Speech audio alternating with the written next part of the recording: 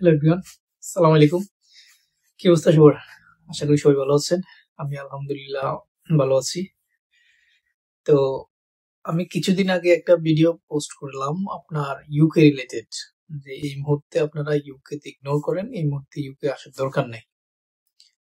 তো ভিডিওটা করার পরে একটা ভাই, বেশি না কয়েকজন, অনেকে পজিটিভ ছিল, কিন্তু একটা নাকি দুইটা ভাই আমাকে বললো যে যদি এতই খারাপ হয় আপনি কি করেন, আপনি বাংলাদেশে চলে আসেন। তারপরে আরো কয়েকটা উল্টাপাল্টা কথা বলে আমি ওই কমেন্টটা ডিলিট করে দিই, ওটা আর রেসপন্সই করি নাই। তো ভাবলাম যে আজকে ইউকে রিলেটেড আমি ডিটেলস একটা ভিডিও বানাই, যে ওভারঅল এই পরিস্থিতির কারণগুলো, বিহাইন্ড দ্য সিন, আসলে এটার কি কারণে আসলে এই বিষয়গুলো ঘটতেছে, এই রিলেটেড আমি আসলে একটা ভিডিও বানাতে বসলাম আজকে, সো দ্যাট আপনাদের যারা একটু কনফিউজ, তারা কনফিউশন দূর হয়ে যাবে। বাই দ্য ওয়ে, আমি ইউকে থাকি না, আমি হচ্ছে আয়ারল্যান্ডে থাকি। তো ইউকে অনেকে আবার দুইটাকে মিক্স করে বলেন। ইউকে এন্ড আয়ারল্যান্ড দুইটা ডিফারেন্ট কান্ট্রি। আপনার নর্থ আয়ারল্যান্ড একটা ভূমি, এই ভূমির মধ্যে ধরেন আপনার নর্দার্ন আয়ারল্যান্ড যেটা, এটা আবার ইউকের আন্ডারে। তো ওইটার টোটাল প্রশাসনিক যত কার্যকলাপ সবকিছু রিলেটেড হচ্ছে আপনার এই ইউকের আন্ডারে, বাট রিপাবলিক অফ আয়ারল্যান্ড এটা হচ্ছে আয়ারল্যান্ড, এটা একটা ইন্ডিপেন্ডেন্ট কান্ট্রি। তো এটাই বলার ছিল যে আমি ইউকে থাকি না, আমি আয়ারল্যান্ডে থাকি। সো যেহেতু আমার নর্দার্ন আয়ারল্যান্ড, আমি থাকি স্লাইগোতে, এখান থেকে আপনার মাত্র 20 কিলোমিটার দূরে নর্দার্ন আয়ারল্যান্ড, এখানে কোনো বর্ডার নাই।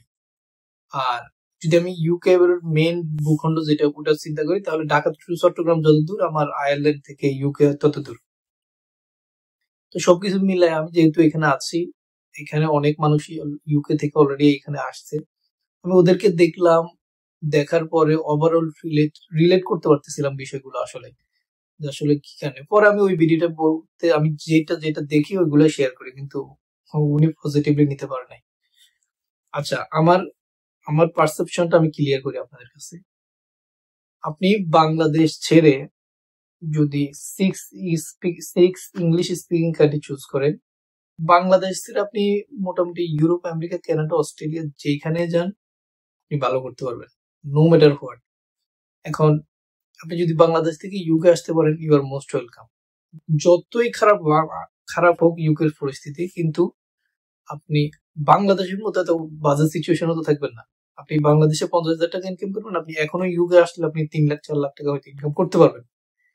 কিন্তু আমি তো আসলে ওই ক্ষণস্থায়ী টাইমের জন্য আপনি ইনকাম করবেন, ওইটা চিন্তা করে আপনি আসবেন, আমি তো আসলে এটা প্রেফার করি না।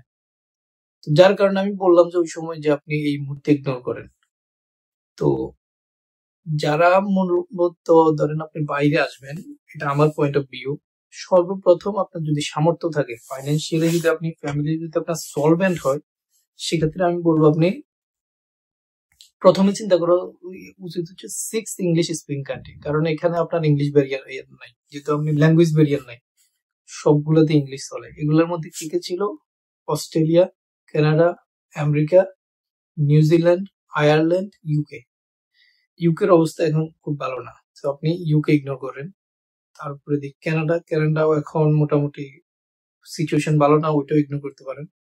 আমেরিকা অনেকের সামর্থ্যের মধ্যে থাকে না। আর অস্ট্রেলিয়া দেখতে পারেন, অস্ট্রেলিয়া, আয়ারল্যান্ড, নিউজিল্যান্ড, 3টা দেশ। এই 3টা দেশের মধ্যে এই মুহূর্তে আপনি যদি চান তাহলে অস্ট্রেলিয়া, আমি কয়েকটা পোস্ট দেখলাম যে অস্ট্রেলিয়া নাকি বাংলাদেশকে ranking 1 or something like that এরকম করে রাখছে, যে এখানে প্রচুর বিষয় হবে, অনেক ঝামেলা ছাড়া, হ্যাসেল ছাড়া অনেক বিষয় হবে। ভাই, কখনোই ট্রেন্ডের পিছনে ঘুরবেন না। আপনার যে কোনো একটা দেশ যখন আপনি চুজ করবেন, আমার ভিডিও দেখে চুজ করেন না, ইউটিউবে কার ভিডিও দেখে চুজ করেন না। আপনার কোয়ালিটি, আপনার ব্যাকগ্রাউন্ড একমাত্র আপনি জানেন। আপনি কি চাচ্ছেন না চাচ্ছেন সবকিছু আপনি জানেন। আপনার পিআর পথ, সিটিজেনশিপের পথ একরকম, আমার আরেক রকম, এক একজনের এক এক রকম। এই ভিডিওগুলোর দেখে ডিসিশন নেওয়ার দরকার নেই, ওভারঅল ভিডিওগুলো দেখে আইডিয়া নেবেন, কিন্তু কারো ভিডিও দেখে টোটাল ফাইনাল ডিসিশন নিয়ে নেবেন না। যেটা করবেন, নিজের রিসোর্স গুলো অনলাইনে গুগল করবেন, গুগল করে আপনি ইউনিভার্সিটি, ওভারঅল পিআর, কোন দেশের পিআর কিরকম, সবগুলো জানবেন, জেনে তারপরে আপনি ডিসিশন গুলো নেবেন। তো এই 3টা দেশের মধ্যে এখন আপনার অস্ট্রেলিয়াতে নাকি খুব ভালো ভিসা হচ্ছে, তো আপনি অস্ট্রেলিয়া দেখতে পারেন। নিউজিল্যান্ড সবসময় স্ট্যান্ডার্ড। আমি আজ পর্যন্ত কখনো দেখি নাই যে নিউজিল্যান্ড হুট করে ওদের মানুষের খুব দরকার, হুট করে মানুষ টানা শুরু করছে, কোয়ালিফিকেশন দেখতেছে না বা কোনো কিছু দেখতেছে না, মোটামুটি হলে আপনার নিয়ে যাচ্ছে, যেরকমটা কানাডা করছে। কানাডা করে মেসাকার করে ফেলছে। ইউকে সেম অবস্থা। আয়ারল্যান্ডও এখন পর্যন্ত আমি দেখিনি এরকম হুটহাট ধরেন হঠাৎ করে ইমিগ্রেন্ট টান দেয়। তো অস্ট্রেলিয়া এখন করতেছে, তো অস্ট্রেলিয়া দেখবেন যে আবার কিছুদিন পরে হয়তো আবার টাফ করে ফেলবে। এরা আসলে ওই ওদের যখন দেখে যে হিউম্যান রিসোর্স গুলো শর্ট, তখন যখন ওদের মার্কেটের জন্য দরকার হয় তখনই তারা ইমিগ্রেশনটা ফ্লেক্সিবল করে দেয়। যখন আবার ওদের দরকার পড়ে না, ওরা আবার টাফ করে দেয়। হ্যাঁ, তো এখন এটা আপনি পজিটিভলি নিতে পারেন, নেগেটিভলি নিতে পারেন। তো এখন অস্ট্রেলিয়াতে মোটামুটি হয়তো ভালো ভিসা হবে, আপনারা অস্ট্রেলিয়া দেখতে পারেন। আবার অনেকের থেকে শুনতেছি আবার অস্ট্রেলিয়াতে জব পাওয়া যায় না। সবকিছু একটু দেখবেন, দেখে শুনে তারপরে ডিসিশন গুলো নেবেন, কারণ অস্ট্রেলিয়া কিন্তু কোয়াইট এক্সপেন্সিভ জানেন। তো আমি তো বললাম, এটা যদি আপনার সামর্থ্য থাকে আপনি এই 6টার মধ্যে এখন বাদ দিয়ে বাকি 3-4টা Canada, Australia, New Zealand, Ireland, America, যদি আমেরিকা সম্ভব হয় আমেরিকা, আদারওয়াইজ আমেরিকা ইগনোর করেন। আমেরিকার ট্রাম্প প্রশাসন আরো কঠিন করে বলতেছে, তো আমেরিকাও ইগনোর করেন। এই 3টা দেশ ইংলিশ স্পিকিং কান্ট্রির মধ্যে আপনি চুজ করতে পারেন। এইগুলো তো গেল। এখন আপনার যদি সামর্থ্য থাকে, এরপর আপনার এর এর থেকে কম র্যাঙ্কিং বা এর থেকে কম টিউশন ফি বা লিভিং এক্সপেন্স লাগে এমন হলে আপনি ধরেন ইউরোপ দেখতে পারেন। ইউরোপে যে আদার্স যে কান্ট্রি গুলো আছে, জার্মানি দেখতে পারেন, সুইজারল্যান্ড কোয়াইট এক্সপেন্সিভ, ফিনল্যান্ড, তারপরে অনেকে মাল্টা যাচ্ছে, পর্তুগাল যাচ্ছে, ইতালি যাচ্ছে, এই সকল দেশ চুজ করতে পারেন। আমি কখনোই বলি না যে বাংলাদেশে আপনারা সেটেল হন, কারণ যারা তো হতে পারবেন, এক্সেপশনাল কোয়ালিফিকেশন আছে, স্কিল আছে, তারা তো হবেনি। আর বিসিএস দিবেন, যারা জানেন যে আপনি বিসিএস এর প্রস্তুতি নিলে আপনার হবে, বা ওইরকম গভর্নমেন্ট জব করবেন, আপনার ওইরকম ধৈর্য বা প্লাস আপনার বাংলাদেশের প্রতি আগ্রহ, তারা তো থাকবেনি। আর যারা অন এভারেজ ধরেন আপনি বাইরে সুইচ করবেন বা মুভ করবেন, তাদের কথা বলতেছি। ইউরোপের অন্যান্য কান্ট্রি দেখেন, এইটাও যদি সম্ভব না হয় আপনি মিডল ইস্টে চলে যান। আমি আপনাকে সাজেস্ট করবো আপনি মিডল ইস্টে চলে যান। আপনি মিডল ইস্টে যান, মিডল ইস্টে 2 বছর থাকেন, 3 বছর থাকেন, বাংলাদেশে আসেন, একটা ইন্টারমিডিয়েট লেভেলের একটা ভালো দেখে একটা মেয়েকে বিয়ে করেন, ওরে পড়াশোনা করান, আইএলটিএস দেওয়ায় যখন টাকা পয়সা হবে ওরে দিয়ে আপনি ইউরোপের কোন একটা দেশে অ্যাপ্লাই করে দিবেন। অ্যাপ্লাই করে ও থ্রুতে আপনি স্পাউস হয়ে স্পন্সর করে আপনি চলে আসেন। ঠিক আছে? তো আমার পয়েন্ট অফ ভিউ হচ্ছে আপনি বাংলাদেশ থেকে আসলে আপনি ভালো করতে পারবেন। আজ হোক কাল হোক, যে কোনো দেশে আপনি ভালো করতে পারবেন। কিন্তু আপনার যখন বিকল্প অপশন আছে, আপনি কেন আপনি টাফ সিচুয়েশনের মধ্যে পড়বেন? আচ্ছা, এখন ইউকে নিয়ে কথা শুরু করি।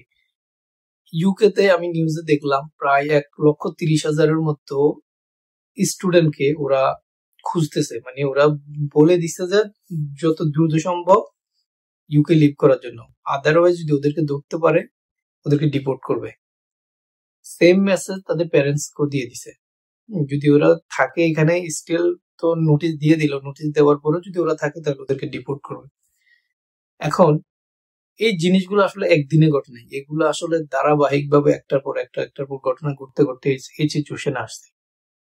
এখন আমি যদি এটার বিহাইন্ড দ্য সিনে যদি একটু বলি আপনাদেরকে, এটা আসলে কি কারণে ঘটছে, সেক্ষেত্রে আমি বলবো, দেখেন, আমি যখন বাংলাদেশে ছিলাম 2020-21 ওই সময়, যেহেতু আমি একটা ভিডিওতে বললাম যে আমি অলওয়েজ, আমার ড্রিম কান্ট্রি ছিল কানাডা, আমি আর কোনো দেশ ফলো করিনি। তো আমি ওইটার জন্য আইএলস এর প্রিপারেশন নিতে মানে বাসায় ছিলাম, নিজে নিজে আইএলস করছি। সময়গুলো আসলে কিভাবে চলেছে আমি জানি না। তো ওই সময় আমার অনেক ফ্রেন্ড সার্কেল ইউনিভার্সিটির 1 সেমিস্টার 2 সেমিস্টার সিনিয়র বা আমার ক্লাসমেটের মধ্যে কেউ যায় নাই, মোটামুটি যারা একটু সিনিয়র ছিল ম্যাক্সিমাম গুলাই আপনার ইউকেতে চলে আসছে।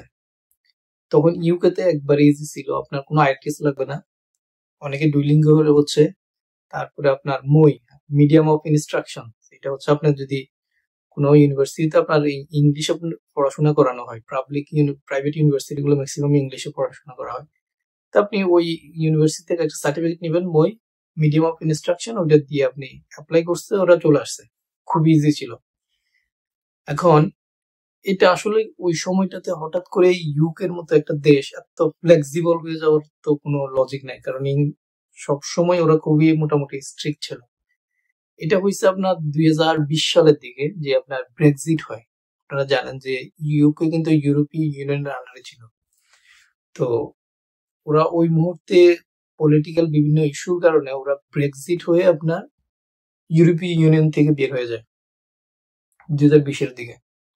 তো যেহেতু ইউরোপীয় ইউনিয়ন থেকে বের হয়ে যায়, ওদের হঠাৎ করে একটা ডিসিশন নেওয়ার ক্ষেত্রে আপনার তখন তো ইউরোপ থেকে ধরেন আপনার কোনো ট্রেড বা কোনো কিছু হইলে আপনার সবগুলোর মধ্যে ট্যাক্স আরোপ হইতো, বা এগুলা আস্তে আস্তে ট্যাক্স ইম্পোজ সবকিছু মিলে ওদের ইকোনমিটা ক্রমাগত ভাবে ডাউন হচ্ছিল।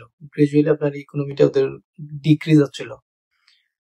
তো গ্রাজুয়ালি ইকোনমি ডিক্রিজ হলে কি হয়, যে আপনার ধরেন ফর এক্সাম্পল আমরা হলাম third world country, Asian people, যারা ইউরোপিয়ান পিপল আছে, ওরা যখন দেখে যে এই কান্ট্রিটা ইকোনমিক্যালি ড্রপ করতেছে, তখন আপনার এই কান্ট্রিটাকে ডেস্টিনেশন হিসেবে নেয় না, যে প্রফেশন করবে, ওদের ক্যারিয়ার করবে বা জব করবে, এখানে গিয়ে যায়। তো ওই সময় ইউরোপ থেকে অনেকগুলা, যারা জেনুইন ইউরোপিয়ান, আমি বাংলাদেশি সিটিজেনশিপ ইউরোপের সিটিজেন ওইরকম বলতেছি না, যারা জেনুইন ইউরোপিয়ান, ওরা কিন্তু আপনার এই ইউকেতে তো অতটা আগ্রহী ছিল না, বা অ্যাপ্লাই করে ইউকেতে আসে নাই, যেহেতু ইকোনমিক বাংলাদেশি হিসেবে আমরা, যেহেতু আমাদের কারেন্সি অনেক লোয়ার, তো আমরা দেখা যায় এখানে 1 ইউরো ইনকাম করলে, 1 পাউন্ড ইনকাম করলে বাংলাদেশের 160-170 ইউরো হয়ে যায়। এখন ইউরোপে যারা বসবাস করে ওদের জন্য তো তা না, ওদের এই অ্যামাউন্টটা সেমই থাকে, ওদের পাউন্ডই ইউজ করে বা ইউরো ইউজ করে সবসময়, তো ওদের জন্য তো আর এতটা বাড়ে না। তো এই কারণে আসলে ইউরোপীয় পিপল ওইরকম চুজ করে না। এখন ইউকে তো অনেক বড় দেশ, এটা তো একটা মার্কেট প্লেস আছে। এখন আপনার তো লেবার শর্ট এখানে পড়ে গেল, আর ইকোনমিটাও ধীরে ধীরে আপনার এটা কলাপস করতেছিল। তো যার কারণে ওরা ওই সময় ইমিগ্রেন্ট খুব ফ্লেক্সিবল করে দেয়। আর আপনার যখন ইন্টারন্যাশনাল স্টুডেন্ট আসলে কি হয়, ওরা প্রচুর পরিমাণ টিউশন পে করে ইউনিভার্সিটি গুলো কি পাবলিক ইউনিভার্সিটি হলে এটা কি গভর্নমেন্ট ইউনিভার্সিটি টোটাল টাকাটা কিন্তু ইউনিভার্সিটি পেয়ে যায়। তো এটা একটা ওদের ইনকামের একটা আউটসোর্স হচ্ছে আপনার এই ইন্টারন্যাশনাল স্টুডেন্ট।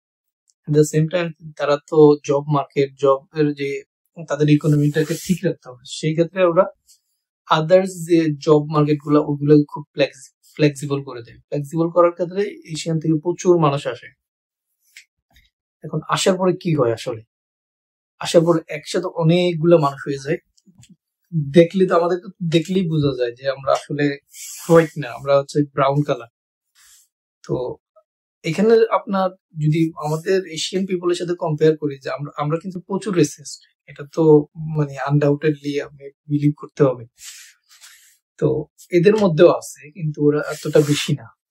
কিন্তু এট দ্য সেম টাইম যখন আপনি রাস্তায় ঘাটে সব জায়গায় হাঁটাচলা করবেন, সবগুলা যখন দেখবেন যে ব্রাউন কালার মানুষ, তখন তো ক্রমাগত ভাবে জব মার্কেট দেখতেছেন না, অনেকগুলো রুলস ব্রেক করবে। গাড়ি চালাচ্ছে, আপনি সামনে দিয়ে হেঁটে গেলেন, আমরা তো অনেক রুলস ব্রেক করি।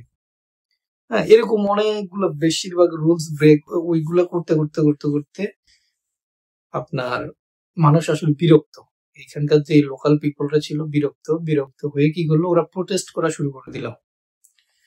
তো সবাই মোটামুটি একবারে রাস্তাঘাটে নেমে, আপনি দেখবেন যে ইতিহাসের সর্ববৃহৎ প্রোটেস্ট কিন্তু রিসেন্টলি করলো ইউকেতে। ঠিক আছে, তার মানে আপনার বুঝতে হবে যে মেজরিটি অফ পিপল আসলে এই ইমিগ্রেন্টের উপরে বিরক্ত, খুবই বিরক্ত হয়ে গেছে। এখন আপনি চিন্তা করেন, এজ এ পলিটিশিয়ান, যখন আপনার পাশে মেজরিটি অফ পিপল নাই, সেক্ষেত্রে আপনি কি করবেন? আপনার যারা এগেনস্টে চলে গেছে, আপনি যদি ওদের এগেনস্টে না গিয়ে যদি ইমিগ্রেন্টের উপর পজিটিভ থাকেন, তখন আপনি কিন্তু এই মেজরিটি পিপলের আপনি ভোটগুলো হারাবেন, ঠিক না?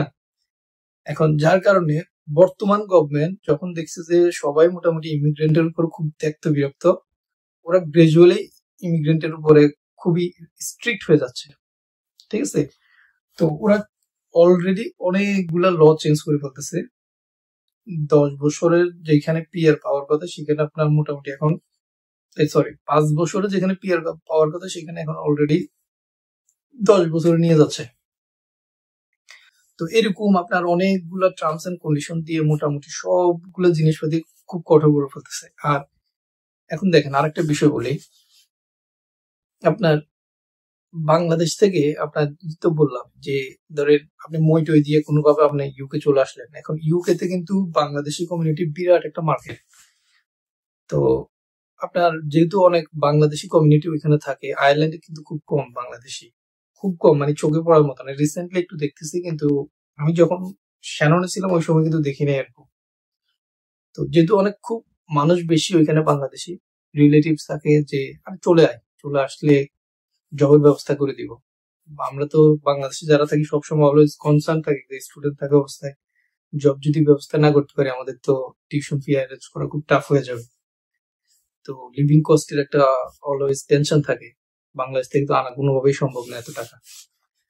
তো এসব কারণে মূলত ওরা আসে, কোনো মতে চলে আসলো, ভিসা হয়ে গেল, ভিসা হওয়ার পরে এখানে আসলো, এক সেমিস্টার টিউশন ফি দিয়ে এখানে আসলো। এখানে আসার পরে আপনার যেহেতু অনেক বাংলাদেশি থাকে, রিলেটিভস থাকে, দূরবর্তী রিলেটিভস থাকে, এরপরে অনেকেই থাকে, কুবুদ্ধিতে হোক।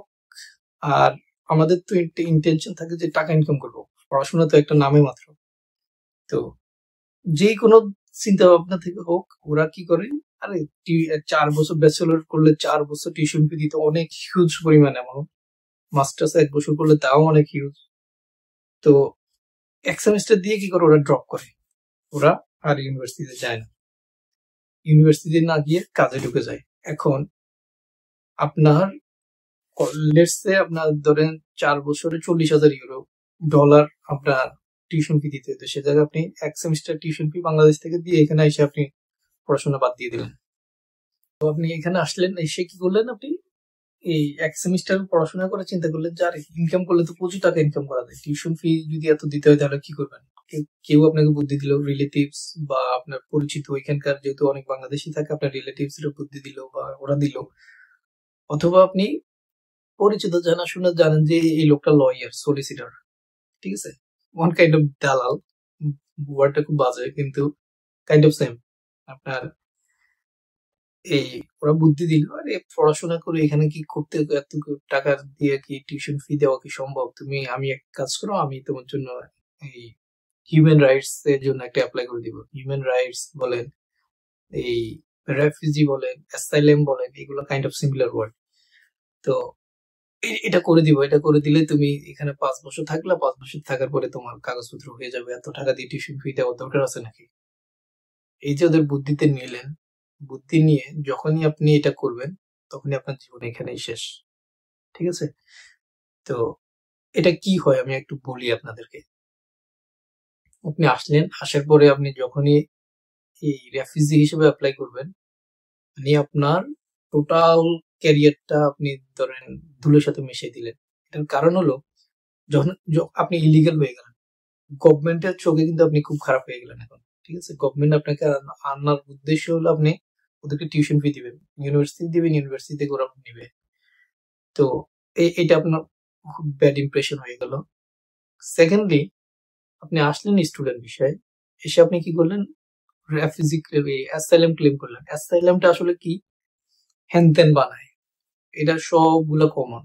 যে কি করে, যে আমি বাংলাদেশে থাকি, বাংলাদেশে আমার পলিটিক্যাল শিফট হয়েছে, আমি আওয়ামী লীগ করতাম, এখন বিএনপি ক্ষমতায় আসতেছে বা জামাত আসতেছে, মৌলবাদী হয়ে যাচ্ছে, এই হয়ে যাচ্ছে, সেই হয়ে যাচ্ছে, এখন আমি বাংলাদেশে গেলে আমার লাইফ থ্রেটে আছে, আমাকে খুন করবে, হত্যা করবে, এই টাইপের কিছু। এখন দেখেন, আপনি যখন বাংলাদেশ থেকে আসেন স্টুডেন্ট বিষয়, তখন কিন্তু আপনার পুলিশ ক্লিয়ারেন্স দিতে হয় যে আপনার কোনো পলিটিক্যাল কোনো ব্যাকগ্রাউন্ড কোনো কিছুই নাই। ওরা জানে যে আপনি স্টুডেন্ট হিসেবে আসছেন, আপনার দেশে কিন্তু যুদ্ধ হচ্ছে না, মিডল ইস্টের মতো কোনো যুদ্ধ হয় না, কোনো জায়জামালা নাই আপনার দেশে ওইরকম। তখন এসে আপনি রেফিউজিতে এটা ক্লেম করে আপনি অ্যাপ্লাই করলেন। লজিকটা কাটান, এরা হচ্ছে ব্রিটিশ, যারা দুনিয়ায় শাসন করে আসছে, ঠিক আছে। আপনি ওদেরকে রামসাম আসলে বুঝাতে পারবেন না, কোনোভাবে আসলে বোঝানো সম্ভব না। এখন রামসাম ওরা বুঝবে না, কিন্তু বিষয় হলো আপনার যখন লোক লাগবে তখন ওরা কনসিডার করে। যখন ফর এক্সাম্পল ওদের 100 জন লোক লাগবে, এখন ওদের এখানে আছে 10 জন লোক, তখন আপনি যদি ওদেরকে রামসাম যদি মধ্যে বুঝান, তখন ওদের তো লোক লাগবেই, তখন ওরা কি করে অ্যাকসেপ্ট করে নেয়। ঠিক আছে, এটা হচ্ছে আপনার কমন সেন্সটা ইউজ করেন। যখন দেখবে হাজারে হাজারে মানুষ আপনার একই ওয়েতে অ্যাপ্লাই করতেছে, ওদের লোক লাগতেছে না, অলরেডি ওভার হয়ে গেছে, ওভারফ্লো হয়ে গেছে, তখন কি করবে? ইনস্ট্যান্ট ডিপোর্ট, কোনো কথা নাই, এগুলো টোটালি ডিরেক্টলি রিজেক্টেড করে দেয়। আমি দেখলাম যে আপনার এই আচ্ছা এটা একটু বলি যে আপনি এটা করলে, আপনি এটা করা মানে আপনার একটা নিজের তো একটা ব্যাড ইমপ্রেশন, নিজের লাইফ তো গেলই। এট দ্য সেম টাইম আপনি যারা আমাদের ভাই বোনরা বাংলাদেশে আছে, ঠিক আছে, ওদের কেরিয়ারটা আপনি মানে ওদের ভবিষ্যৎটা আপনি 12টা বাজাই দিলেন অলরেডি। কারণ এটা কিন্তু একটা ইমপ্রেশন ক্রিয়েট হয়। আপনি কোথাও কোনো ভালো কিছু করলে এটা পজিটিভ ইমপ্রেশন ক্রিয়েট করবে, খারাপ কিছু করলে এটা পজিটিভ নেগেটিভ ইমপ্রেশন থাকবে। ফর এক্সাম্পল, আমি যে হোটেলে কাজ করি, এটা তো ইউরোপিয়ান মানুষ, আসলে আমি এখন পর্যন্ত এরকম খুব নেগেটিভলি কোনো বাজে লোক দেখি না। বাজে বলতে রুড বা আপনার সাথে পিছনে কি করে ওটা জানি না। আপনার ধরেন আমি সার্ভিস, যেহেতু আমি রেস্টুরেন্টে কাজ করি, তো আমি সার্ভিস দিয়ে আমি যখন ওদের সাথে একটু কথাবার্তা বলি, একটু হাসি খুশি কথা বলি, যে কোনো খাবার টাবার নিয়ে যদি একটু জিজ্ঞেস করি যে ঠিক আছে কিনা, হ্যাঁ, বা অন্য কিছু লাগবে কিনা, ওরা কিন্তু যথেষ্ট পরিমাণ হ্যাপি হয়ে যায়। হ্যাপি হয়ে আমাকে জিজ্ঞেস করে আমি কই থেকে আসছি, ঠিক আছে, জিজ্ঞেস করে, এরপরে দিয়ে আমার নাম, যেহেতু নেম প্লেট থাকে ওখানে আমার নাম ধরে ডেকে বলে যে আমি অনেক ভালো, ঠিক আছে, এই মানে অনেক পজিটিভ, অনেক প্রশংসা করে। এরপরে আমার কিন্তু এই রিভিউর মধ্যে অনেকগুলো রিভিউ দেওয়া, আমি কিন্তু জানি না যে ওরা আমার নামে রিভিউ দিছে। এখন এটার ক্ষেত্রে কি হয়, আমি এজ এ বাংলাদেশি হিসেবে কিন্তু আমি যেহেতু বাংলাদেশি মানুষদের রিপ্রেজেন্ট করি এখানে, ঠিক আছে, কাইন্ড অফ, যেহেতু আমি বাংলাদেশি, আমার এই পজিটিভ ইমপ্রেশনের কারণে ওদের মধ্যে একটা পজিটিভ ইমপ্রেশন ক্রিয়েট হয় যে না, এই দেশের হয়তো মানুষটা ভালো, ঠিক আছে। এখন আমি যদি ধরেন গেস্টের সাথে ওইরকম এত ফ্রেন্ডলি না হয়ে যদি একটু রুড বা খাবার দিয়ে দিলাম আর জানলাম না, বুঝলাম না, কোনো কিছু জিজ্ঞেস করলাম না, তখন ওরা ভাবতো যে এশিয়ান পিপল তো এরকমই, আসলে ওরা খুব কেয়ারিং না, এই টাইপের কিছু। বা ধরেন আমার মানে একটা কথা বলে নিলাম, এখন এটা তো করলে একটা স্টেজ, কিন্তু স্টুডেন্ট হিসেবে যখন আপনি এটা করবেন, আপনি কিন্তু এজ এ পার্সন, যে এই দেশের সিটিজেন চোখে না, আপনি কিন্তু গভর্নমেন্টের চোখে খারাপ হয়ে গেলেন। ঠিক আছে, গভর্নমেন্ট কিন্তু বিষয় দেয়, সাধারণ মানুষ কিন্তু বিষয় দেয় না। গভর্নমেন্টের চোখে আপনি খারাপ মানে আপনার ওই দেশে যখন নতুন করে স্টুডেন্ট আসবে ওদের জন্য টাফ করে ফেলবে। হ্যাঁ, আরো অনেকগুলো রেস্ট্রিকশন দিবে, জেনুইনলি খুঁজবে যে কোন ওয়েতে মানে আপনাকে আটকানো যায়। ঠিক আছে, জেনুইন মানুষ ছাড়া ওরা, জেনুইন বলতে খুবই ভালো, আইএলস এ ভালো, ব্যাকগ্রাউন্ড ভালো, ওই রকম ছাড়া টান দেবে না, বুঝতে পারছেন? তো এই জিনিসটা হয়। তো এখন এই মুহূর্তে এই যারা এই সলিসিটার বলেন, এরা কি করলো, এরা কিন্তু আপনার বাংলাদেশের কথা বলি আমি, যে এজেন্সি গুলো আছে বাংলাদেশে যারা এখানে আনে, এরা তো প্রচুর পরিমাণ টাকা আপনার থেকে খায়। ঠিক আছে, আপনার যে কাজ ধরেন 10 টাকা দিয়ে করা যায়, ওরা আপনার থেকে সবকিছু মিলে, আমার থেকেও একটা সময় নিচ্ছে, আমি যখন কানাডা অ্যাপ্লাই করি, তো প্রচুর টাকা তো ওরা ওই দিক দিয়ে আত্মসাৎ করে, ডাকাত এক কথায় যারা বলা যায়, ওটা ওদের বিজনেস, ওটা করে। এখানেও সেম, আপনার এখানে যারা ধরেন প্রিভিয়াস টাইমে ধরেন আপনার ল নিয়ে পড়াশোনা করছে, ল নিয়ে পড়াশোনা করে এখন তো আর এখানে অন্যান্য লয়ার মতো অন্য জিনিস কাজ করে না, সব কি হয়, ইমিগ্রেন্টের স্পেশালিস্ট হয়ে যায়, খুবই জ্ঞানী গুণী। ঠিক আছে, ওদের মতো জ্ঞানী গুণী মানুষ তো আর নাই। তো ওরা আছে, অনেকেই জেনুইনলি কাজ করে, কিন্তু ম্যাক্সিমাম কথা, অন এভারেজ আমি ম্যাক্সিমাম গুলোর কথা বলতেছি। অ্যাজ এ লয়ার ওর ধান্দাটা কি, ওর প্রফেশন যেহেতু লয়ার, ও আপনাকে সার্ভিস দিবে। ঠিক আছে, বাংলাদেশের কথা আপনি চিন্তা করেন, একজন উকিলের কাছে আপনার জায়গা জমি নিয়ে গেলে কি হয়, যাই জামালা না থাকলেও কিন্তু অনেকগুলা ইনে বানায়, এটা ওইটা করে করে কিন্তু আপনার কিভাবে আপনি আপনি ও আপনাকে ক্লায়েন্ট হিসেবে ট্রিট করবে। ঠিক আছে, আপনার থেকে বিভিন্ন ওয়েতে ও আপনার টাকা নিবে। এখানেও সেম, আপনি একটা বার যদি ওর থ্রুতে আপনি যদি রেফিউজিতে ক্লেম করেন, হ্যাঁ, এই অ্যাসাইলাম নেন, ওর থ্রুতে যদি অ্যাসাইলাম নেন, ওরে আপনি প্রতি মান্থলি বিভিন্ন, আজকে এটার জন্য, কালকে ওইটার জন্য, পরশু ওইটার জন্য, আপনি কিন্তু ওকে টাকা দিতেই হবে। ঠিক আছে, প্রত্যেকটা সময় দেখা যাবে যে আপনাকে এমন ভাবে বলতেছে যে এখন টাকাটা না দিলে আপনার এটা ক্যান্সেলেশন হয়ে যাবে, হ্যাঁ, আপনি এই সমস্যা হয়ে যাবে, ওই সমস্যা হয়ে যাবে, আপনি তো ভয়ের মধ্যে থাকবেন। তখন আপনি কি করতে হবে, আপনার ওকে শুধু টাকা দিতে হবে। টিউশন ফি দিতেন, ওটা ভালো ছিল, এটা করলেন, রেফিউজি ক্লেম করলেন, শেষ আপনার লাইফ এখানে। রেফিউজি ক্লেম করা মানে আরেকটা বিষয় হলো আপনি একটা জেলখানার মধ্যে আবদ্ধ হয়ে গেলেন। অ্যাজ এ স্টুডেন্ট যদি আপনি এসে যদি ধরেন কথার কথা আমি আমার বয়স এখন 26 বছর, আমি আসলাম পড়াশোনা করলাম না, আমি রেফিউজি ক্লেম করে নিলাম, আমার কাগজপত্র হওয়ার আগ পর্যন্ত আমি ইউকে ছাড়তে পারবো না। ঠিক আছে, এখন আপনার ওই বাংলাদেশে তো যাওয়া দূরের কথা, আপনার ইউরোপের কোথাও যেতে পারবেন না, আপনি এই দেশেই থাকতে হবে। তা এই দেশে থেকে 10 বছর 15 বছর পরে আপনি যখন বাংলাদেশে যাবেন, আপনার আমি যখন যাবো ধরুন ফর এক্সাম্পল রেফিউজি ক্লেম করে, আমার বয়স হয়ে যাবে 35 থেকে 40 বছর। ঠিক আছে, 35 থেকে 40 বছর যাবেন, এরপরে মেয়ে খুঁজবেন, বিয়ে করবেন, বিয়ে করলে হয়ে গেলেন আঙ্কেল। তো আঙ্কেল হয়ে গেলে কি হবে, ও যে দেখেন আমি ইউটিউবে ভিডিও দেখি, মাঝে মধ্যে ফেসবুকে আসে যে মেয়ে কান্নাকাটি করে আমি এই লোককে বিয়ে করবো না করবো না, বিয়ে করবে কি ওর বয়স যদি ওর বাপের সমান হয়, বিয়ে করা কি আসলে সম্ভব? টাকা দিয়ে আসলে ওই সবকিছু হয় না। তো ইতালিয়ান প্রবাসী, এই প্রবাসী, আমরা তো প্রবাসী, হ্যাঁ, এই প্রবাসী সেই বয়সী, আলটিমেটলি কিন্তু বয়স একটা ম্যাটার করে। হ্যাঁ, আপনার সারা জীবন এখানে চলে যাবে, গিয়ে লাস্ট মুহূর্তে ওইখানে বাংলাদেশে যেতে পারবেন, গিয়ে বিয়ে করলেন, এটা এই লাইফের কোনো নিশ্চয়তা আছে ভাই? এই লাইফের কোনো মূল্য আছে ভাই? আচ্ছা, যেটা বলতেছিলাম, তো রেফিউজি ক্লেম করা যাবে না। এখন যারা তো এই লেভেলে দান্দাবাজ তো আছে, আপনাকে তো অনেক বুঝাবে, মানে আপনার ব্রেন ওয়াশ করার জন্য ওরা যথেষ্ট, এই সলিসিটার গুলা, ওইগুলোর কথাই ফাঁদে পাওয়া যাবে না। দূর সম্পর্কের আত্মীয়, ওর ফাঁদে পড়া যাবে না। ফর এক্সাম্পল ওর একটা শপ আছে, বা ওর একটা রেস্টুরেন্ট আছে, ওর একটা হোটেল আছে, এই আছে সেই আছে, ও বললো আরে তোর আমি কাজ দিব, সমস্যা নেই, তুই রেফিউজি ক্লেম কর, বা অলরেডি এরকম অনেকে করে ফেলছে। এখন এটা করলে কি হয় আসলে, বুঝো আপনাকে যে এই বুদ্ধিটা দিল, ও কিন্তু ওর ধান্দায় দিছে। আমি এরকম একজনকে জানি, এই কারণে আমি বলতেছি। ফর এক্সাম্পল, আপনি রেফিউজি ক্লেম করে আপনি এটা করলেন, এখন আপনাকে ও কি করবে, আপনার ক্যাশ ক্যাশ অন টাকা দিবে আর কি, ক্যাশ জব করবেন আপনি ওর ওইখানে। তো ক্যাশ জব করলে কি হবে, যে আপনার ট্যাক্স দিতে হলো না, এটা একটা পজিটিভ দিক। আপনি যেহেতু লুকিয়ে থাকে, আপনি সবসময় কিন্তু লুকানোর মধ্যে, হ্যাঁ, আপনার যদি কখনো রেড অ্যালার্ট করে, আপনি কিন্তু শেষ, ওইখানে গন, ও মারা খাবে, আপনিও খাবেন। কিন্তু ম্যাক্সিমাম টাইমে যেহেতু এগুলো, এই জিনিসগুলো খুব কম হয় এই যে এসব দেশে, তো ও কিন্তু ওর দান্দাতে দিছে। ওর দান্দাটা কি, ফর এক্সাম্পল, আপনি লিগেল ওয়েতে কাজ করলে এখানে ইউকে তে, কথার কথা আপনি 15 ইউরো পাবেন। আপনি যখন ওর কাছে কাজ করবেন, আপনি ইলিগেল হয়ে গেছেন, আপনি ইলিগেল হয়ে গেলেও আপনাকে 5 ইউরো দিয়ে আপনাকে কাজ করাবে।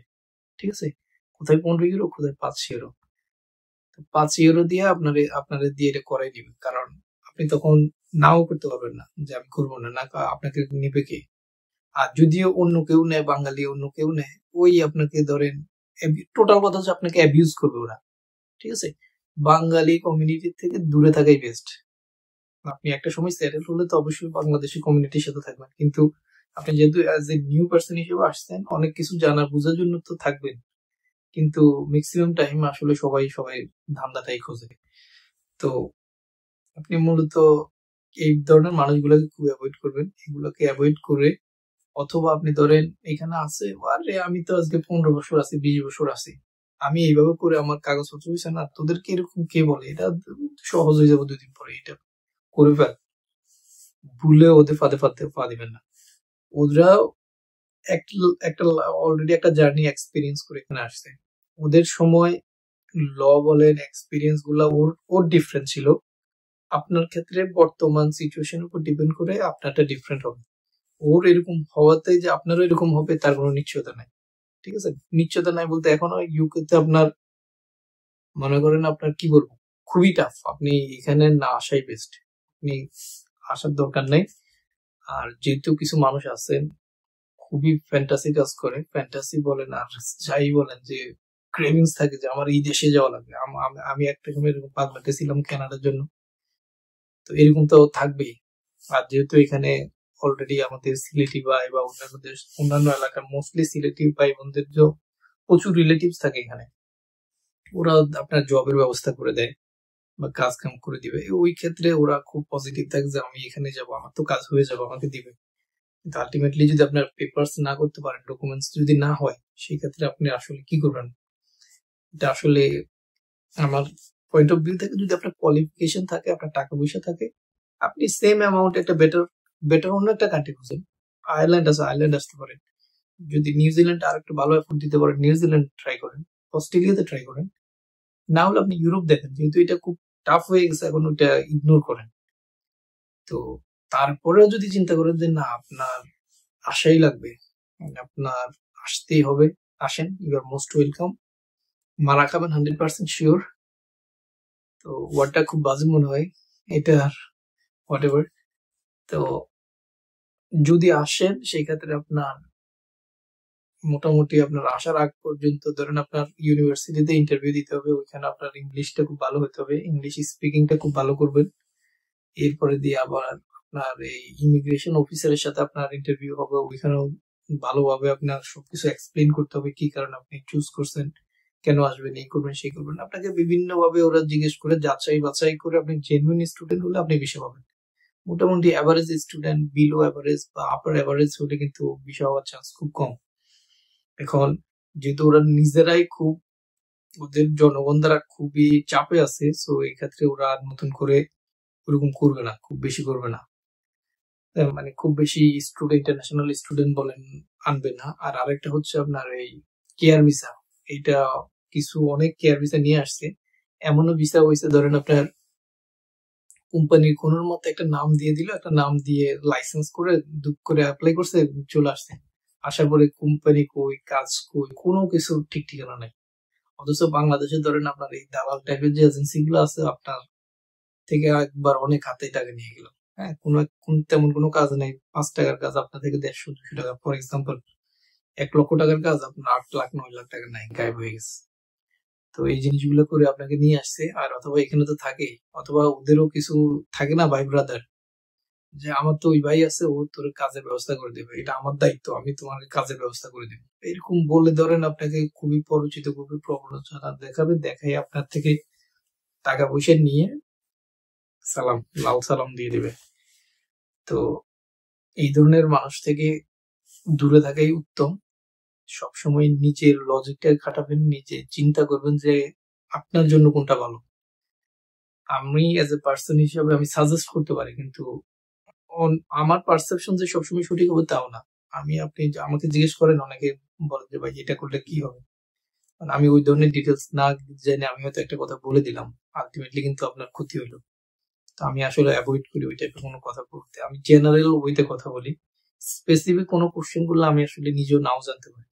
তো এই কারণে আপনারা গুগল করবেন, ওই কান্ট্রি নিয়ে অ্যানালাইসিস করবেন, জানাশোনা করবেন, করে তারপরে আসেন।